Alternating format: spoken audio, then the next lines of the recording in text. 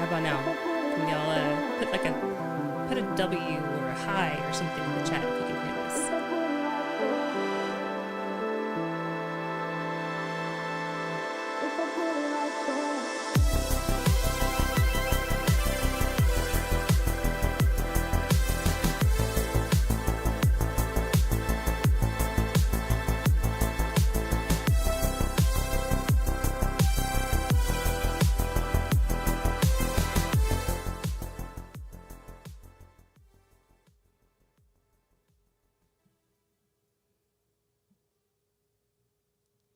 Hello, hello, hello.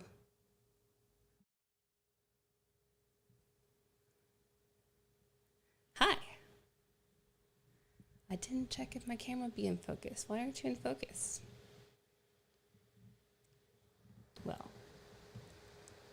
that just won't do.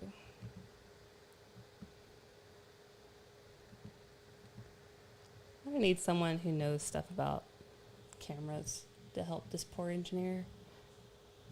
I keep thinking I have it set and then it's not. Can y'all hear me?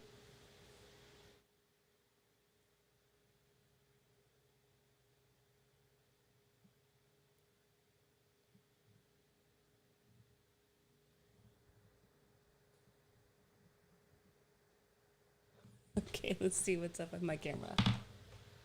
Okay, well, that should be working. How are y'all doing?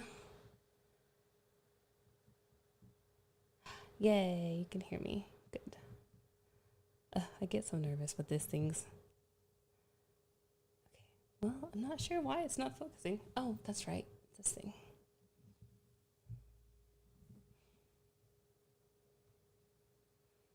Okay. All right. Thank you for joining us back again after a 2-week hiatus. We'll call this a fall break with our class in session. So we have, hi Martha, hi Edwin, hi Mary. Let's see, Martha, you say Martha went to West Virginia, met our leaseholder, exciting experience. Oh, that's neat. So y'all got to see the, like any of the wells out there or like the operator? That's fun. Was it a good meeting, I suppose? So, hello. Hi, Whitney. Thank you for joining, Whitney. For anyone new here, Whitney is our COO and also another smart petroleum engineer with our company. Thank you for letting me know. Yes, great. Okay, Edwin. So since you kicked us off with a question, so we'll go ahead and hit this real quick. I do have, I guess I'll start with introductions and hellos. So I said hellos already, so I guess I can skip to introductions. Hi, my name is Tracy Lenz. I'm a petroleum engineer. I'm the owner of Pecan Tree. We are an appraisal firm who uses our knowledge of values to help you manage your minerals better, help you make better decisions, and we also have our own proprietary valuation tool and app and platform, like a Zillow's estimate, like a Kelly Blue Book, but for oil and gas minerals. So check us out at pecantreeog.com or pecanestimate.com. This is our once a week Q&A, where we also will hit topics that I get asked throughout the week, and you can also hop on free and ask, any question that, you're free to ask any question you want to. Whether or not I will or can answer it will be seen. I'm pretty much willing to take a stab at anything as long as you're okay with my little caveats of I am just a lowly engineer here on the internet answering questions for free. Take it for what it's worth. So, Edwin, let's see. So I got a lead on the minerals in town. This is in Odessa. How can I go about looking for it if it's under a house? I vaguely remember you covered this on live, but I don't remember. Got a lead on minerals in town. This is in Odessa. How can I go about looking for it if it's under a house? So if it's under a house, if you know the street address, then we actually have a street address search on our website, on our map. So if you go to, let me clarify. Are you saying finding them on a map? I mean, I'm surely you've Googled the address if you have the address. But if you're trying to look for the value of the minerals, if you're trying to find out more about it, what wells are there, that's where our map can come in and interplay. If you're trying to figure out who owns the minerals under a house, that's when you'd search under the county clerk. So Odessa would be, was that Ector County? And so I just remember all the advertisements for the Ector County Coliseum. So you go to their county clerk's office or Texas. I go to Texas File, not sponsored, not affiliated at all. I just like their search, but then you just put in that property address or that legal description and see who is the latest person to have it. That's how you would find it. Any more details on that, let me know. On our website, if you go to create a tract on pecanestimate.com, okay, so you say, guess exactly what that wells and how much it's worth, and if the current owner of the house owns the minerals as well. So if the current owner of the house owns those minerals, you would see in their title where they purchased that house, the title to that house, or if they have a loan, home loan, the bank, all those things, there would be something that says that this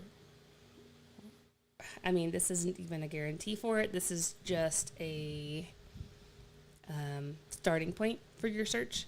So if there's something that says they are purchasing this and the sellers are selling and reserving their minerals, or including the prior reservations, which sometimes they'll list what those prior reservations are. Often they won't. They'll just say that the minerals have been reserved or the sellers are reserving the minerals. That would be in the title.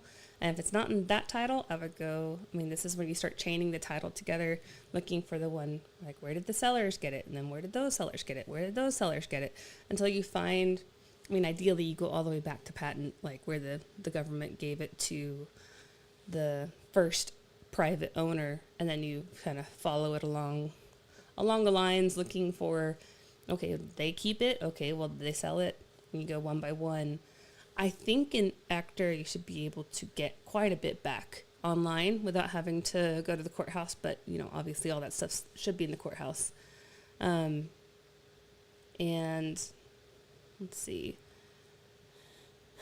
Now, how much it's worth, that's where on our site we could help. Now you'd have to know how much that owner owns, but our site could start like bracketing it. So if you know that it's a half-acre plot of land, for example, and you know the address, you could go to, and anyone watching this for the first time, this is not going to be a advertisement the entire time, I promise. I just rarely get a question where we can like, yes, I know, I'm working on it, Whitney. Let's see. I'm trying like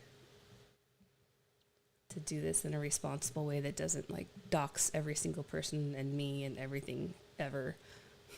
Okay. Let's see. Woohoo, that's fun. Okay. All right. Did y'all have a good weekend? Good break? Let's see. I just need to get my little window to fit in this little window, or else it's not as fun to follow along. Okay, so this is our site, pecanestimate.com. I'm just going to go to create a tract. And yeah, if you want to get the address, we can do an address search. I mean, you don't live there, so it's probably just any other, unless you don't want to give it away to the 5 people watching this. Okay, so what I did is I'm here on create a tract. I went to address search, and this will search, anywhere. Here, you could also, if you know more of like the legal description, you can go to the state that it's in. We covered the whole U.S. We're going to go to Actor, and it will zoom on in.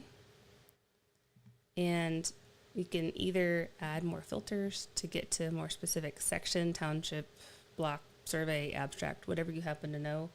A lot of times you'll know that the abstract is often listed with, the full legal description should be listed on any title associated with it, but a lot of times the abstract is easiest one to find. But okay, so we got the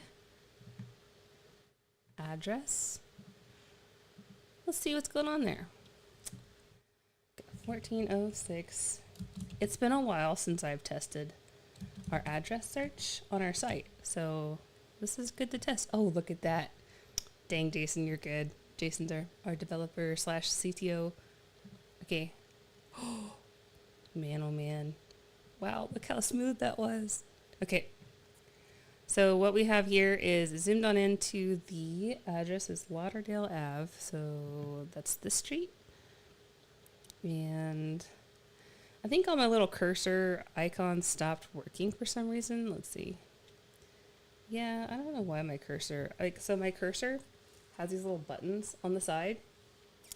And I had it to where if I pressed one button, it would like zoom in. And if I press another button, it would be like a pink cursor, like a highlighter. And I stopped doing that. And it's so disappointing because I thought that was the neatest little thing. So okay, we'll just point. Y'all can see my cursor, right? Yeah, okay. Ooh, I can do this. Highlight pen. There we go. Now we have a little bit of a highlighter. Okay, so it's on this street here somewhere. So what our map is showing for free is the market value per acre. And let's see, this looks like we're probably, in those quarter to a half acre size plots here. So we'll just assume it's just a regular plot of land. It's not like the entire, subsection here.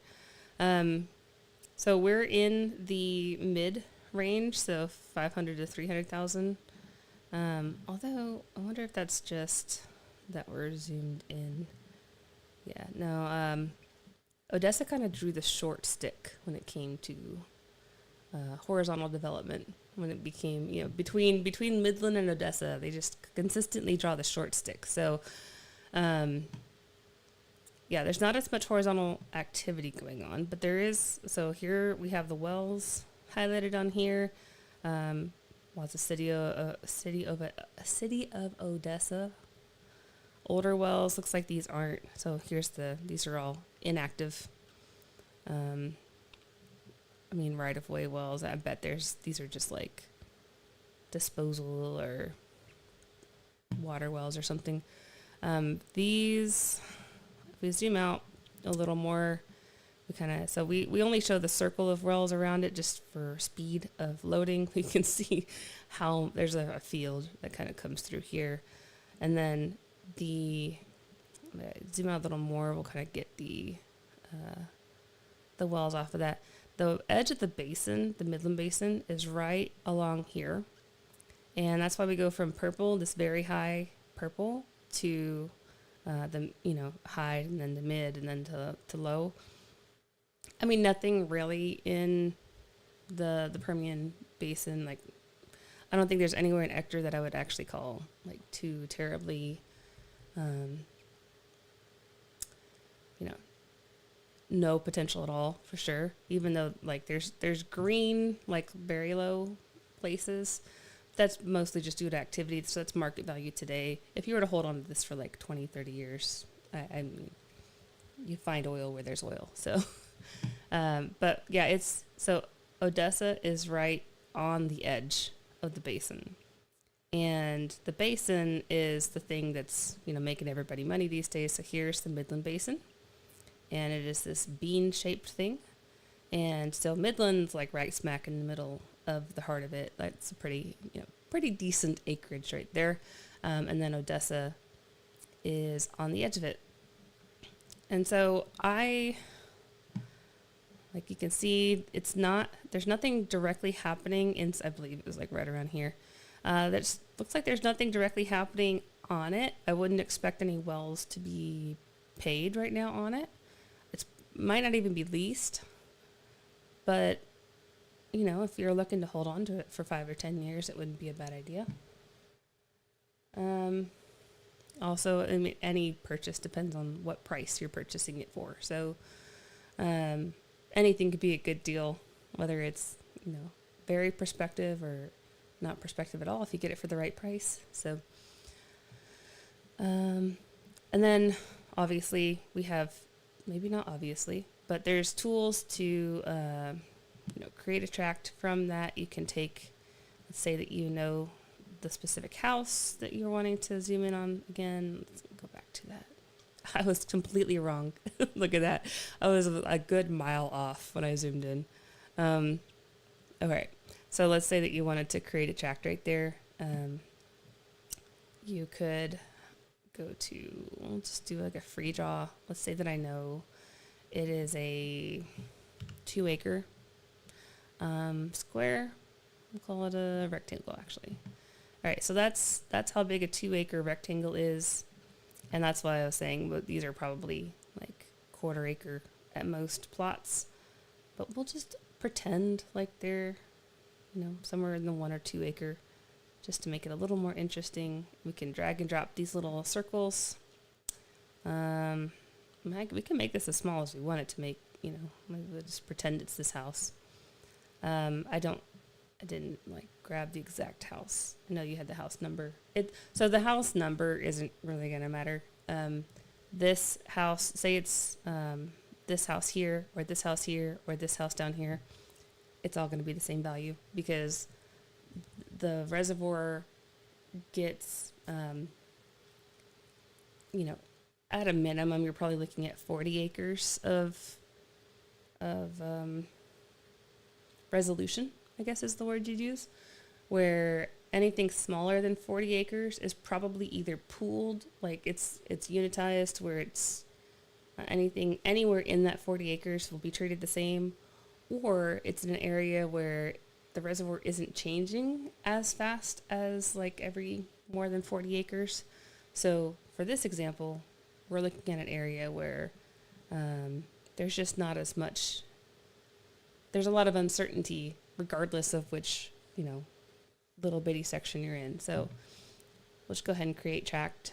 We'll call this Lauderdale. And we'll say that we'll let you know how many acres this is. So this is like a point. This is 0.32 total acres or gross acres. If the owner of the house owned all the acreage, and I'm going to let you know, I think that that's going to be uncommon in a place like Odessa. I think it's most likely that the owner of that home no longer is the owner of the minerals. And at a minimum, they are at least sharing the minerals with several cousins and brothers and sisters and all those things. But at a maximum, they would have the gross acreage. So that's the total amount you could fence in of that plot, right? If they had half of that, then their net acreage should be half of the 0.32. And if it's 0.3 versus 0.32, that doesn't necessarily matter a whole bunch for our calculations.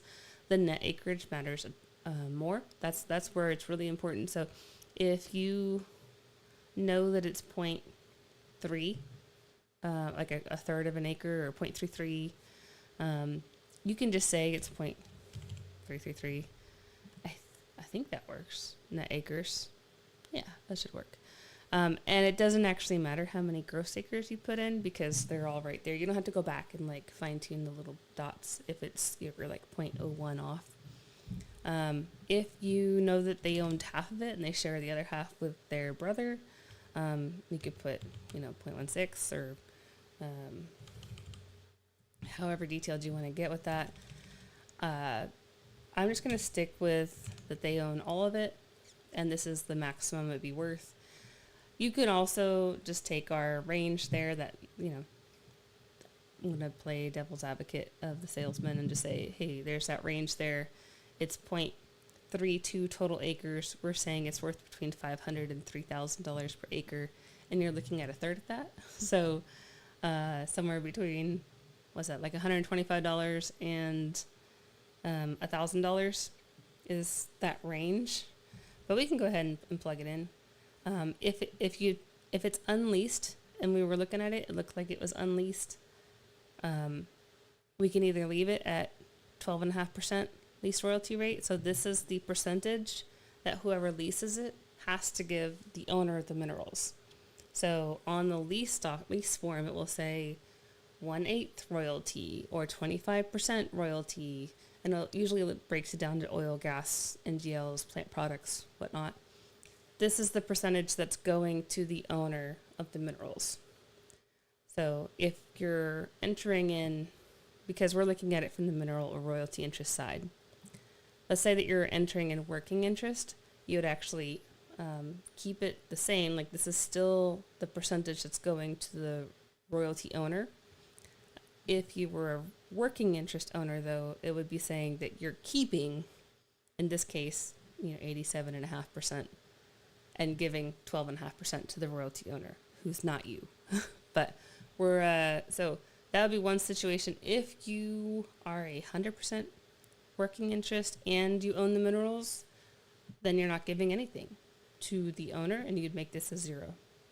And vice versa, if you are not in it at all, you would put 0% or 100% is going to somebody else. So this is, excuse me. Yeah, so we'll look at it from,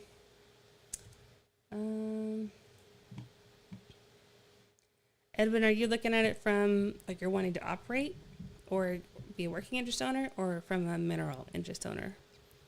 We'll go mineral interest for now. And you can put in more fields. Here's all the things you can put in right now. All of this is always in development, so we're constantly adding more and more to it. But right now we have all these things. Create a tract. I have our portfolio subscription, so it's going to automatically create a property that's going to kick off the Pecan scope, which is part of portfolio. So portfolios are a subscription that gives you the high level, like Zillow Zestimate level details on everything, regardless of how many tracks you build in. Up to, I think we have different tiers. So there's a light subscription is 3 tracks, I believe, and then core is 150, and then if you need more than that, that's our pro level subscription, and then just contact us how many you need. This one, go ahead and click, and that'll take us to our dashboard for this tract. And Edwin, this is what you get for coming to our live. You get a free sample. Let's see if it's okay. So it's still building. It takes usually about a minute to build a new tract. So it's running through all the wells that we think that this would have interest in, running through all the upside that anything that is not yet developed that has potential that would have value on the market. It's running through all of our models, all of our reservoirs, all of our everything. Okay, so we say mineral interest. Got it. Cool. So we already assumed correctly then. If it was leased, and it is possible that it's leased, being where it is, it's kind of close to the activity, you would put in whatever lease royalty it's leased for. If it was 25% royalty, this would double the value of anything showing on here, because we're just looking at 12.5% royalty. And I think I just need to refresh. Yep, there we go. So the sales range is, in that like 160, 170 to 450 is our estimate for this area. And all of that is the stuff that's not yet producing. So it's not yet drilled even. It's not currently producing a revenue. Compared to the rest of the country, it's about a 2.5 star rating. So that's our way of equating. We know the dollar per value. We know dollar per acre. We know what's good and what's bad. But most people in the country don't. So this lets you know it's about a 2.5 star out of 5. It's in delineation, like there's stuff around it, but hasn't really started there. Like it needs more. If it's going any direction, it'd probably be going up. Is our estimate here? Is that if it's not on the late life or exploitation because there's no wells producing, so it's not late life. It's past the late of the life, and so it's already circled back around to, hey, there's new stuff around it again. It's high volatility because there's a wide range of what could happen in the future. We have, if there is any income that you were making, or if the current owner has a check saying, yeah, I made this much last year, the current owner is making less now. That is our estimate, that there's nothing producing on that acreage, so decreasing. And relatively low growth potential, but it is near the edge of the basin, so we're kind of like a mid to low growth potential. Yeah, so that's how we would designate it. We also just added our nice little sales scope chart to these things to give you all the different places and different lenses that you could view the sales number. So we're looking at our fair market, like if you were just open market, buy and sell. But there's different places where you can value something, and one of those is with the appraisal district. So with the appraisal district, there'd be no value. So that person is not paying taxes, or they shouldn't be paying taxes on their minerals. If you were to hold on to it, the value is anywhere between $0 and probably $700, $600. That's risk, like a reasonable amount of risk staying in there. Unsolicited offers, next to nothing, to probably about $500 an acre. Now, I do notice that Permian tends to overinflate sales numbers. So people who don't know where else to buy, or they just really like Permian because they have a concentrated acreage there, or they just know Permian really well, there's more buyers who are willing to go above market, in my opinion. They're willing to go above market for acreage. And that, to me, doesn't change the fair market value of the acreage. It just means that there's people throwing stupid money around, and you can't count on that. You shouldn't invest in that. It's not going to make a return. If that is we're not going to raise our values to equate to, maybe we'll call it stupid money. We'll call it silly money. Lower hurdle threshold money being thrown at Permian. But I do tend to see it on the upper range, we'll just say. Other areas of the country, like Oklahoma, Bakken, East Texas, doesn't quite get, it's like the stepchild of the oil and gas industry. So, all right, let's see.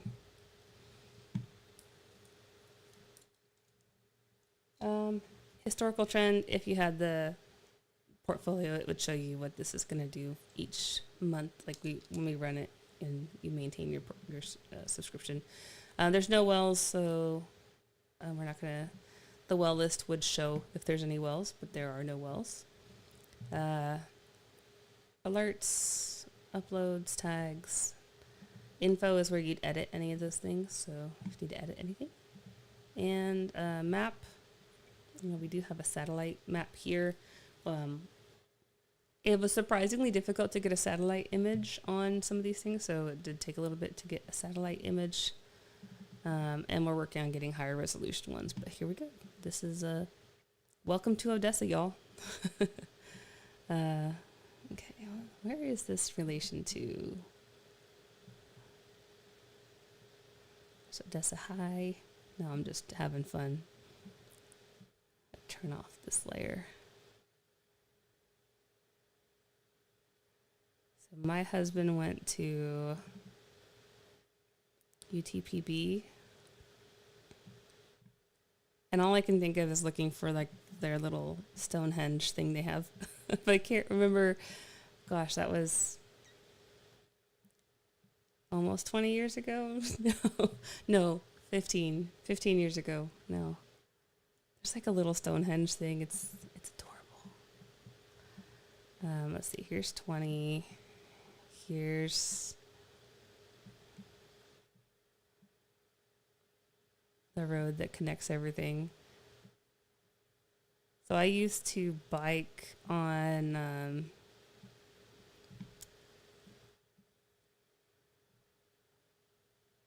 let's see, I think it was 191 I would bike on. Okay, sorry, now I'm just kind of having fun. Northeast of town. Yeah, that's what I was thinking. Okay. We don't have a way to turn off the wells, so this is a futile effort. But yeah, I just know he would drive in, and I feel like I'm close, but it's okay. That's fine. We won't do this in stream. Yeah, hopefully that helps answer some questions. And gosh, do y'all even know that there's this many wells right there in Odessa? Actually, you can easily tell there's this many wells. Like I said earlier, we just show the ones right there around the circle of the property for speed of loading, but every single one of these little dots is a well. So, fun. Okay. On university.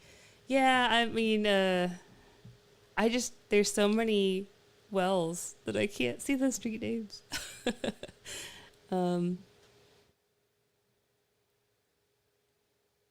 Maybe I can. Maybe, like I said, this is probably futile.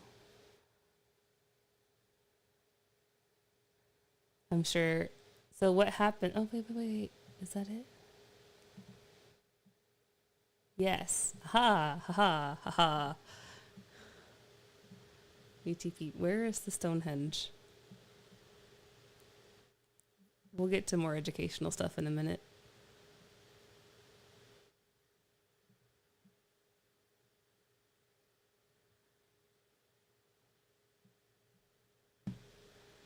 Okay. Edwin, you say, yes, ma'am, it did help. I had a hunch it wasn't going to be worth a lot. So, I mean, compared to other stuff. Oh, Stonehenge replica. Sorry, I just found it. Compared to other stuff in the country, it's not bad. But compared to like, I don't know, 10 miles east, yes.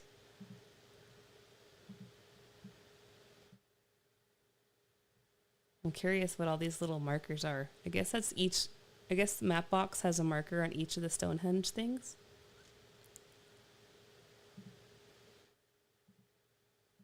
Yeah, so if you didn't know, this is what UT Permian Basin looks like. Good geology department. Okay. Let's see, then we lived over here. So, yeah, that's right. We did the MS 150 twice when we lived out there, and we would train on this highway before it was a death trap. It was like right when the shale stuff was starting to take off. Like you could see Pioneer had 10, 20 rigs going, but nobody else really did yet. And I was working for Chevron, and Chevron was trying to was scratching their heads being like, how is Henry doing it for this cheap? And it was that 2009, 2008, somewhere in there. And yeah, anyway. Okay, so my plan for today was first, to answer questions. Second was to do a overview of, so we took a poll. Let me back up. We took a poll 3 weeks ago, I believe, 2 or 3 weeks ago, where we wanted to get a feel for what y'all wanted to hear more about. And the short answer, thank you everybody, was that you wanted to hear everything. But the one that won the poll was an overview of the different basins and oil and gas that's in the U.S. And so I thought I would cover that, and we'll just take a little walking tour of the different basins in the U.S. I did want to have a little more pulled up and ready, but I can, if y'all give me 2 seconds, I can go ahead and pull that up. If anyone has any other questions they'd like to kind of queue and get ready, would love to take them. But in the meantime, I will be getting my map going and ready and taking a sip of my coffee because it's one of those Tuesdays. I feel like every Tuesday ends up being a Tuesday. Can you tell I'm in Texas? These cups are great, by the way. They're like $1 or something. And my husband's been collecting them. And they're the perfect size, dishwasher friendly. If you do happen to, I don't know, stomp on them or have your dog chew them up, does that happen to anybody else? It's not that much lost, but, not a disposable cup that's made of foam. Whitney.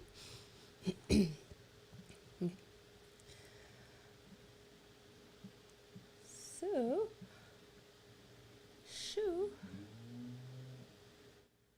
okay. Sorry, I'm just getting stuff ready. So last week we were at the Narrow National Conference in Oklahoma City. So that's where me and Jason were. If we saw you there, thank you so much for stopping by our booth and also for stopping by our live stream today, or the replay if you're hitting this on replay. So, learn my lesson and not do desktop until I switched over. Okay. So here is our lovely map of the U.S.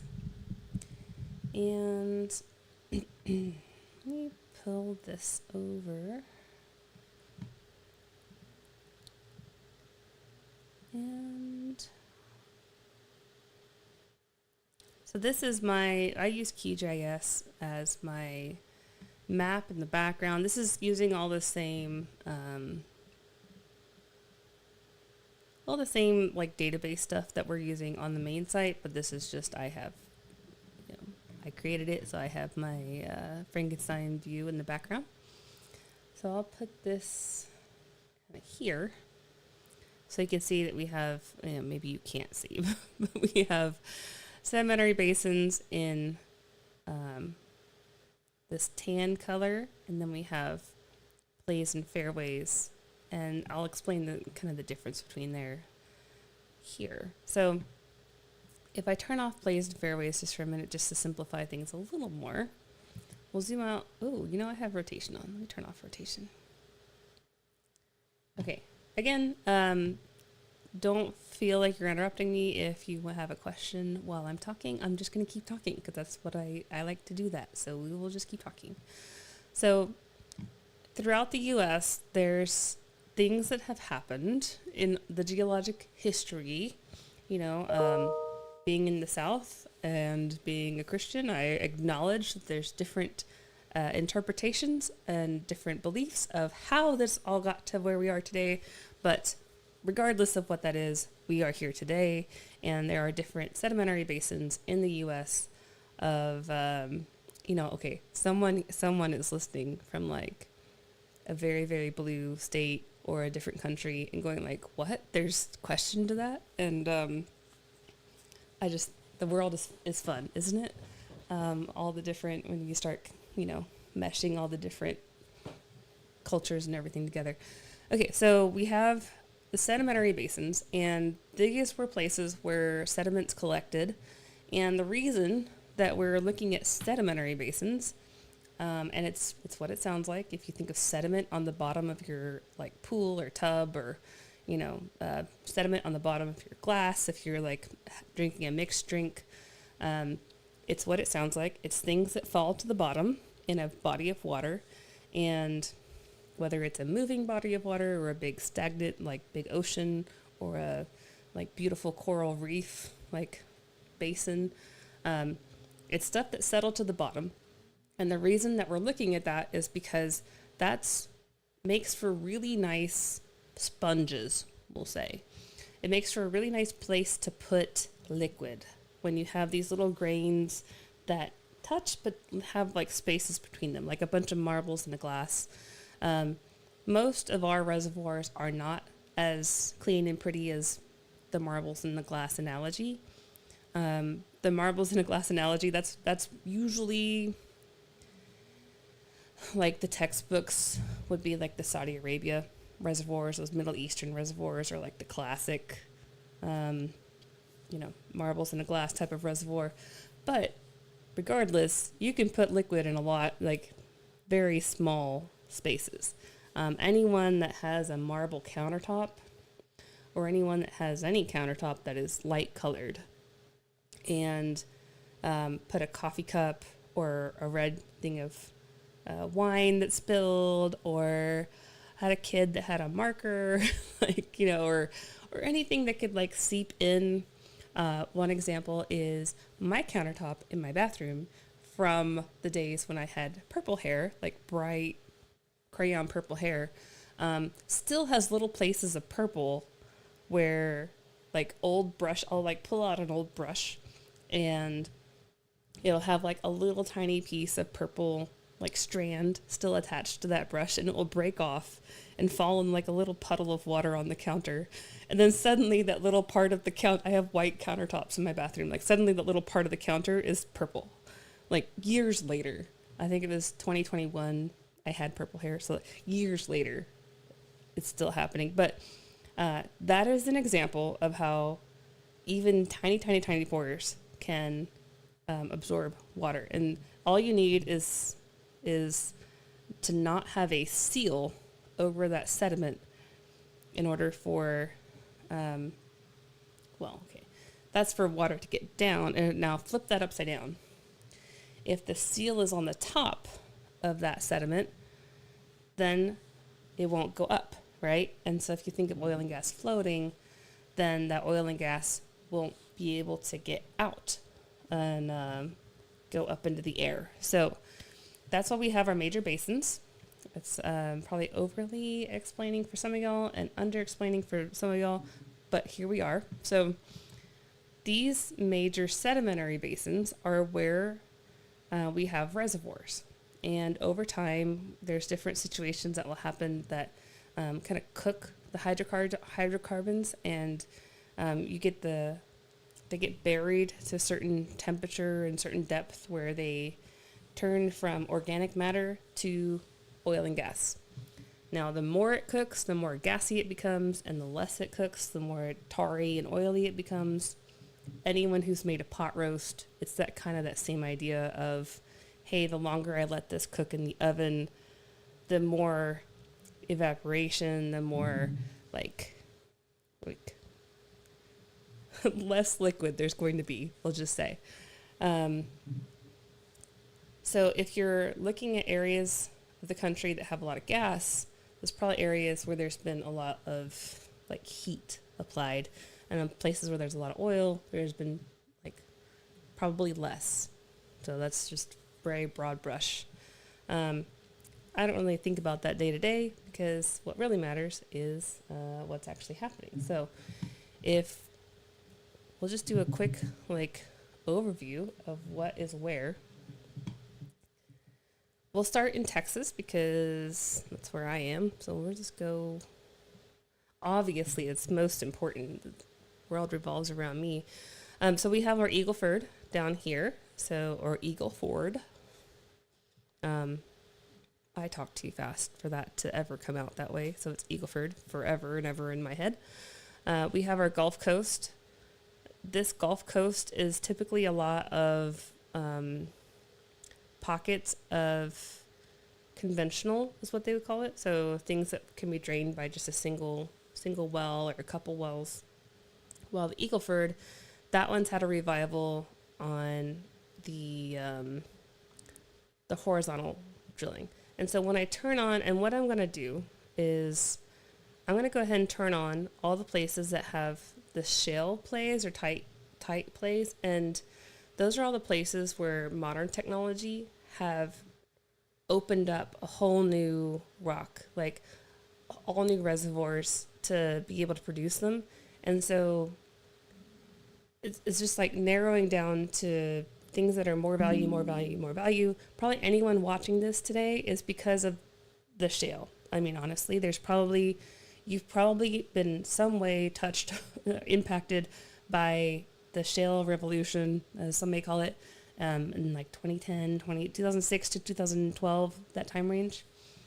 And so if I turn on the plays and fairways that have shales, these are all places now that have reservoirs that have responded very well to the technology that's let us produce them. So all of these horizontal wells and the fracking, these are all the areas of the country where the fracking has been helpful. So this is the Eagle Ford play down here. We have the western Eaglebine and western Bossier. Excuse me.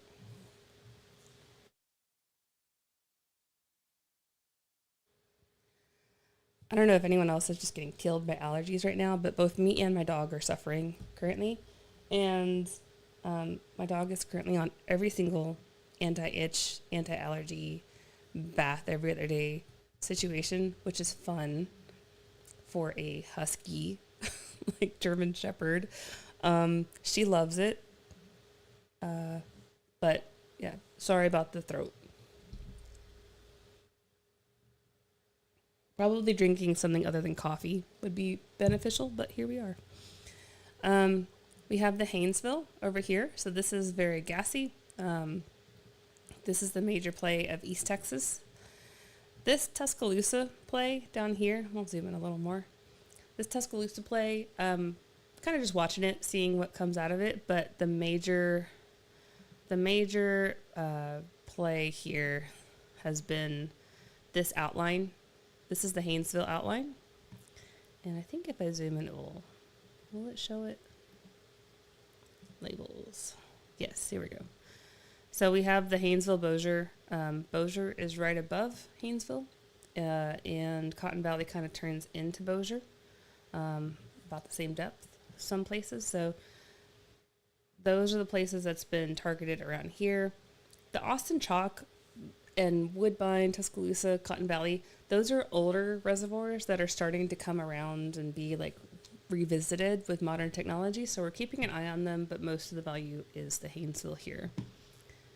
Okay, if we kind of scroll over the Barnett Shale, so Dallas is right here in the middle here. We have Dallas County and Fort Worth right next to it, over to the Tarrant County. Denton to the north. So here's North Texas, University of North Texas. I-35 running down through the middle here. So the Barnett Shale is this outline here, and that was kind of where the shale revolution started. So 2006, 2007. There's a bunch of really interesting histories around that.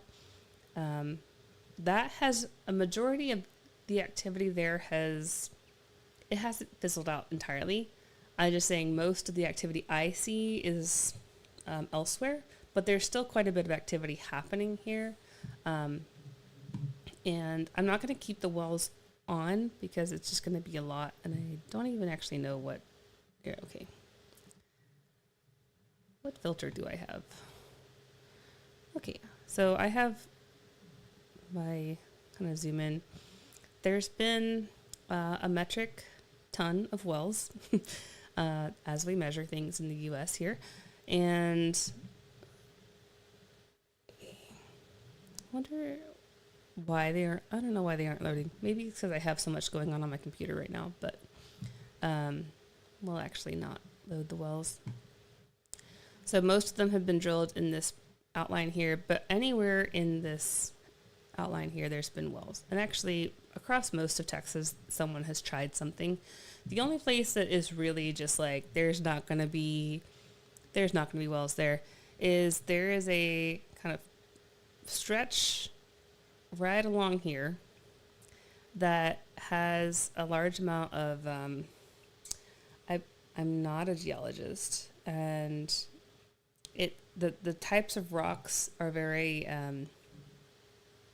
someone can correct me, I'm sure, but metamorphic and igneous, and things that are like out of the volcano or cooked at a depth where it is no longer a sediment. It is a completely different rock at that point. So there's a stretch of rock that kind of goes all depths through the middle of central Texas. And that happens to be where I am. Like, here's Austin right here in the middle. And so it is funny doing all this from a distance and having like absolutely no oil and gas activity right underneath me, but being in a state where there's so much. But that is why. So that's why there's no activity right in the middle of Texas, but east and west and north and south there is. As we scroll over to the Permian, that's where there's been so much over the years. So there's two big basins. We have the turn off this here. We have the Midland Basin, and then we have the Delaware Basin, and then we have the Central Basin platform in the middle, and it kind of makes a butterfly if you kind of squint your eyes. So if I turn the plays on again, we have the Wolf Camp is in both sides of the basin. So what this was when all the sediment was being deposited, there was a nice Bahamas thing happening right in the middle, where nice coral reefs, and it would have been great snorkeling, and beautiful waters, shallow waters, where things were deposited right in the middle here. And then it got deeper, going off into the left and right side, and that was the basin. And so all the sediment came off of that nice coral reef into the basins, and that formed what is now the shales that are being targeted in those tight shales. So you have the Delaware, and then you have your you have Delaware and your Midland side of things. And Wolf Camp is the same reservoirs on both sides, but the Delaware is deeper than the Midland, and so things are a little more expensive to drill on the Delaware side. There's also more hazards, like geohazards, when they're drilling, so faulting, and it's a little harder to drill a well in the Delaware side than on the Midland side.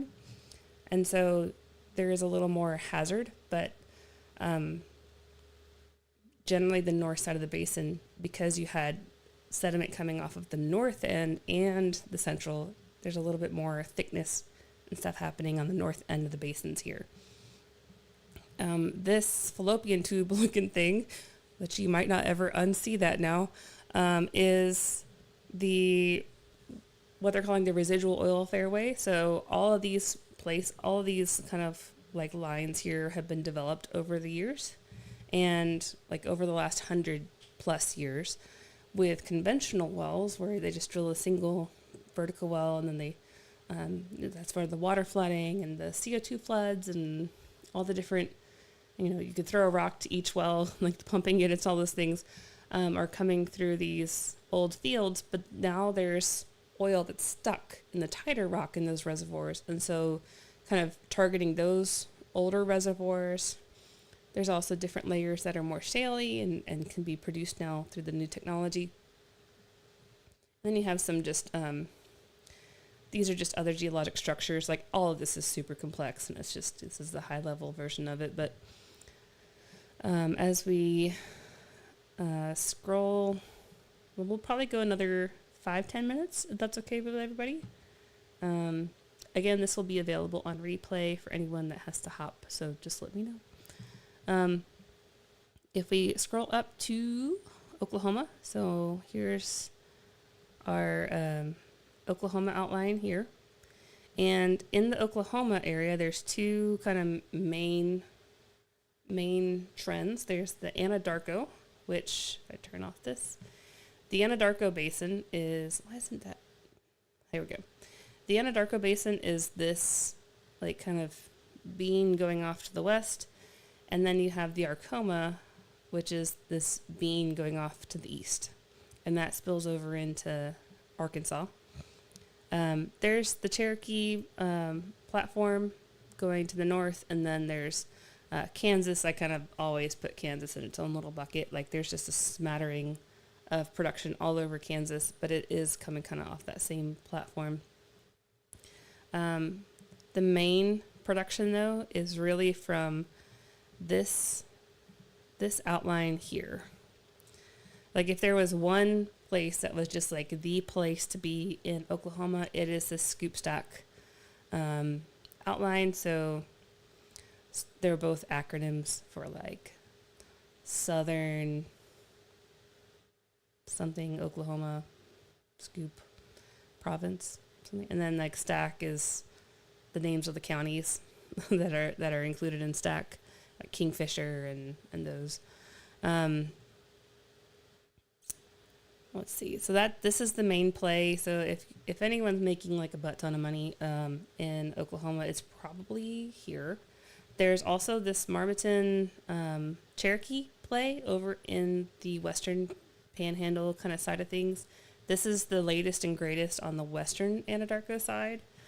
The Arkoma is, that one was really tough for the industry to drill, and so some of the stuff to the north, like there's some Cherokee, was it Cherokee or was it, no, it was Caney, I believe, Caney shale being developed around here. Heading over to, and like I said, we probably got like 5 more minutes. Pleasure Appalachia area. Yes, I'll go over there next then, instead of going to Rockies. So if we zoom out again, the Appalachia area is this Marcellus Utica here. So if I zoom in, the Marcellus and Utica there's also one other one that Burkett Shale, right above the Marcellus. But the Marcellus and Utica are the main plays. So if you're in Pennsylvania, you're probably more interested in the Marcellus. Is this? Nope. Unselect.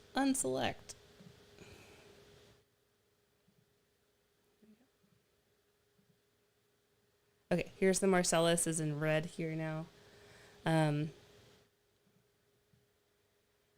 So the Marcellus is mostly gas across the entire play. It does get quite deep in some areas, but it's mostly this along the Pennsylvania, like north and west corners is where it's strongest. It does extend into New York, but New York doesn't let anyone take advantage of that. So, for valuation purposes, it cuts off right at the state lines, but it does, in fact, go past that. The Utica is this, well, I don't think it actually selected it like a... Okay, it's basically this. So the Utica is over to the west. Why is it showing up? And I can't. Wait. There we go. Okay, Utica. There we go. So it's mostly here. This is where the majority of the production is, because that's where the Utica actually has a decent amount of oil that can be attached to it. And remember how we were talking about how the more things get cooked, the more gassy it becomes, and the deeper things get, the more they get cooked. And so as you go from left to right, you go from oilier to gassier. And so this whole area of Ohio and western Pennsylvania and then down into West Virginia tends to be oilier, and oil tends to be more valuable because you don't have the fluctuation, like the market saturation and fluctuation that you do with these gas plays that are all gas. And so these oily areas have been really productive for the Utica. And then as you get further into the area where it's mostly gas, then the Marcellus kind of picks up as the major player. There's also some other, this whole area here, the first well in the U.S. is, I think, right around this area here. So there's a ton of oil and gas that's been deposited in sediments, and this is just one way that we're now taking advantage of that.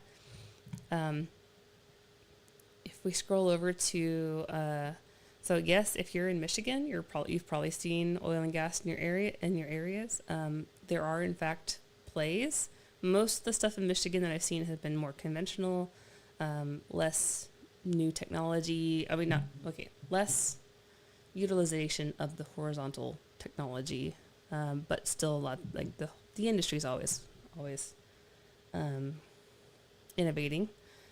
If I'm skipping over the basin, it probably means that it's not super active right now and not super high value.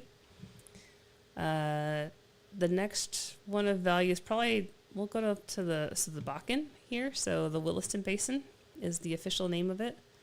It is this outline here. So we have our Williston Basin, covers the north bit of South Dakota, most of the western, like half of North Dakota, and then goes over into Montana. And it does, in fact, go into Canada. However, we just cover the U.S. portion of that. The actual play that is the most value is the Bakken and Three Forks zones and reservoirs. And so there's kind of like a bullseye of value right around the word fork here. And that's where most of the high value wells are. And then it kind of comes out around from there. And then the wells kind of fall off in productivity as you get further away from that bullseye. That's very good wells. Some of these other ones are secondary, either smaller plays or just more developing, or kind of like the Austin Chalk in Tuscaloosa, where it was developed one way and now new technology, it's coming back around. The next big one that we'll hit is this DJ Basin, as you might have heard it, this Denver-Julesburg Basin. So the Niobrara is the big reservoir in this area. There's also the Codell that is being developed alongside the Niobrara. So two formations of interest primarily. There's other targets like the J sand and stuff, but they not as much as Niobrara is the main one. Denver proper is kind of right here. So this is one of several cities that are kind of right smack in the middle of a major developing play. Oklahoma City is another one, so we didn't point it out. But so if here's Denver, Oklahoma City is right in the middle of this Woodford Arcoma play that I pointed out as being the hot spot in Oklahoma. So there's been a couple cities, and another example would be Dallas, Fort Worth, right in the middle of the Barnett Shale. The reason that this causes interesting things is that you suddenly get thousands and thousands and thousands of people and plots of land and things that need to happen in order for these, 640 acre or 1280 acre wells to happen. So a lot of y'all watching this are probably watching because you're involved in one of those major areas. So this is a very hot spot right now. There's a kind of a gas core in the middle, kind of similar bullseye where the basin gets really deep right around the center of town, kind of, and that's where you get a bunch of gas. And then as you go out of the bullseye, you get to the oil ring kind of around it.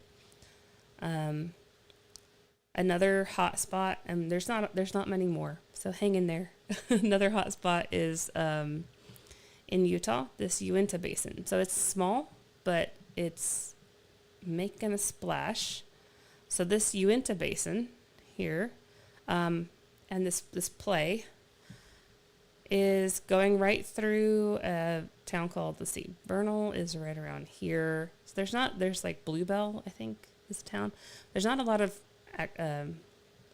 people living here. It's a beautiful part of the country, but the wells have been really phenomenal wells in this part of the country. High oil rates and very interesting to follow. So lots of stacked pay. It's the Green River and the Wasatch, and then Lower Green River. There's several different zones in there. It's been shale oil and oil shales, which are two different things, which is fun. There's a lot of mining in this area. As you get things closer to the surface, it becomes even less and less cooked. So then you do things like mining and heavy oil extraction. And this is actually an area where they've been testing, and for a while, 5 years plus, testing and developing and having really good success of the oil here. Let's see. Then of course you have the Williston Basin, not the Piceance and Powder River, and there's a lot of interesting things as it goes up into Wyoming. I'm kind of hitting the major shale plays right now. If I were to bound it, there is the some in California. I'm not going to cover that because there's just not a lot happening. Did I miss any big one? Oh, so some of y'all I know are following the Fayetteville shale, and because of the lithium fun that's been happening. So the Fayetteville and the Smackover, those, let me see. Yeah, so there's this area down here, and then this area here have had a lot of lithium brine leasing discussion and activity happening. And then there's I heard even just recently at the conference I was at that there's almost too much lithium that they don't know what to do with in some of the Marcellus and Utica waters. It's been historically an issue in a lot of those areas, so that will be interesting to see how that plays out. I'm now on the Narrow National Board, one of the at-large members, and so I'll be part of kind of those conversations as to how that foundation is helping, either develop legislation and education, and I'm not myself political, but that's it's what affects people like y'all watching this, either buyers, sellers, owners, accountants, lawyers, whoever's watching this. Like these are things that affect the entire country, as you can see.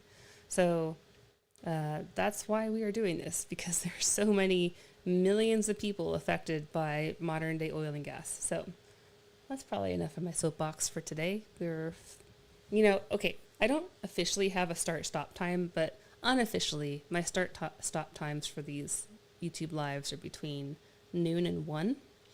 I feel bad because Kelly, I totally stomped on the meeting that you'd scheduled with me for 1 o'clock. Hopefully Kelly doesn't mind. We'll make up for it. But yeah, we're 14 minutes over. I know that y'all have places to be. Again, this will be available on replay. I'm going to be making, I'll go ahead and point to it right now. On our main site, so not the pecan estimate. Let me go down. So not the pecan estimate site, but the pecan tree OG. We have an education part of our site where we have a blog. And this blog is where I'm going to, we have full transparency. A lot of the stuff on here was when we had our designer move everything over from our old site to our new site, and one of those was our WordPress blog that's just now a part of our more fancy site. So I just figured out how to work all of that stuff, and I'm getting my feet wet in the new system, and I'm going to be posting both a link to the live stream, so this is an active link where you can click and watch it. You can also watch it live, I believe, from here, and I'm going to put the recap of the topics we covered and any topics that we plan on covering. I just figured this out an hour before this particular post, but if there's links, that I'll put these links here and kind of stage things ahead of time. So if you want to follow along, or if you want to catch up, you can, I could put them in the YouTube description, but that's just not as helpful for me, personally. That's not where I go to for links. So this will be a more the long term. I do have the October price update. I did not cover that today. James, Gulf of America. I didn't have that on there, right? No. Okay. Thank you. I was like, whoa. Oh, did I just inflame half of America? No. Okay. I lost my link. Here we go. Yeah. So Gulf of Mexico is its own thing. If you think about how expensive it must be to build a multi-million/billion-dollar thing of iron in the middle of the ocean that has to go 10,000 feet deep before it even touches dirt under the water. Those are really big reservoirs, completely different beast of dynamics, that's classically trained reservoir engineering that's happening offshore. But those are things that our app and our models won't predict, because there's entire buildings in downtown Houston devoted to coming up with what those reservoirs will do. So that excluded, but I will be putting major updates. So I do have our October price update, in case anyone was curious. October pricing is slightly down for oil, which I did see today. It was about 64 Brent. So this is WTI, but around between 60, 64, a little bit down, and gas is relatively stable, maybe up slightly since last month.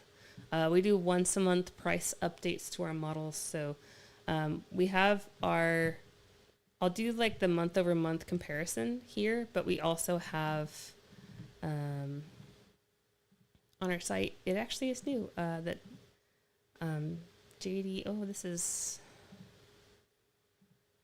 here we go. So this is our new, we have a help center now. So if you want to see our methodology, if you want to see our blog for our model updates, this is where I just was. More about our engineering model, FAQs, support, appraisal, press, all the things. So, yeah, all right. I think that's enough for today. Go back to here. Thank you everyone for joining today. Mary, thank you. Oh, thank you so much. Fascinating educational class today. Thank you. We appreciate you. I appreciate you all for coming. I always like it when people continue to educate themselves and better themselves. And, you know, I think everyone just makes better decisions. Everything just always makes more sense in the grand scheme of things, like why things are happening. I mean, I'm perpetual proponent of education. So that's why we're doing this. All right. Thank you for joining. We will be here again this time next week. Same time, same place, which is online at noon on Tuesdays. And I'll see you next week. All right. Bye, y'all.